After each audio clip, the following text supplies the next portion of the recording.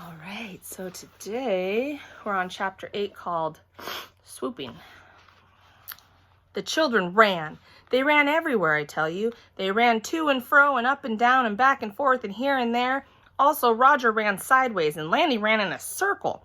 I watched them, very fascinated. Some of the children were tackling and scuffling. Sheldon went through a shrub. That's when Lucille's daddy blew his whistle again. Tweet, tweet, tweet. Everyone come back here right now, he shouted real mad. Everyone came back. Sheldon had a stick in his ear. He sputtered and stuttered and pointed at May. She pushed me! May pushed me through a bush! May stamped her foot. No, I did not, Sheldon. I did not push you. You pushed yourself. She turned and looked at the daddy. It was the darndest thing you ever saw. He shoved himself right through that shrub. The daddy stood there a real long time. Then he walked to a picnic bench and he sat down real slow. And he hit himself in the head. I went over and tapped on him. I would just like to point out that the bunny did not run. The bunny was the only one who walked. That's because the bunny can't run or the bunny falls down, she called. The bunny should not get credit for that. The daddy hit himself in the head again. I walked back to Herbert. He looked kind of worried. The daddy's coming unglued, he said. I nodded. Yeah, I said, the daddy is going to need backup, I believe. Backup is the grown-up word for the police might need to come, possibly. And guess what? Me and Herb were not the only ones thinking that either. Because just then, Lucille's Nana hollered out real loud. Enough, she hollered. I have had enough of this nonsense with you children. Then she cupped her hands around her mouth and she shouted out a brand new rule. It was called, if there's any more running or fighting, she's going to call the cops. All of the children did a loud gulp. I looked at Herbert. That new rule seems a little harsh, I said. Only guess what else? The new rule worked, I think, because pretty soon the Nana started the egg hunt again, and this time no one ran at all.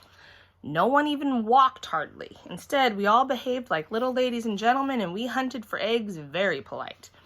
May stuck to Sheldon like glue. I tried to stick to him too, but my giant feet could not keep up that good. May kept on grouching. You're not going to get the golden egg before I do, Sheldon. Even if you know where it is, I'll still beat you to it. I'm all over you like flies on egg salad.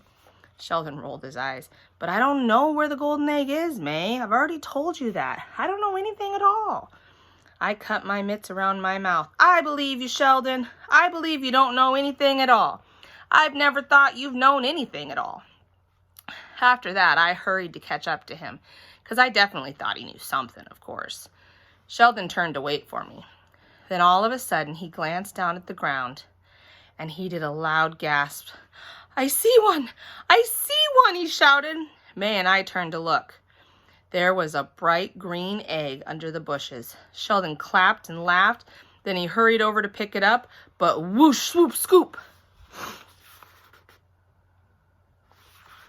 May ducked underneath him speedy fast, and she picked it up instead. I got it, she screeched. Then she put the egg in her basket and danced all around. Sheldon's face got sputtery mad, but before he could even yell at her, he did another gasp. I see one, he shouted even louder than before. Then he clapped his hands and he laughed real happy and he hurried over to pick it up, but whoosh, swoop, scoop. May beat him to it again. Two, now I have two, she hollered. She jumped in the air and kicked her feet.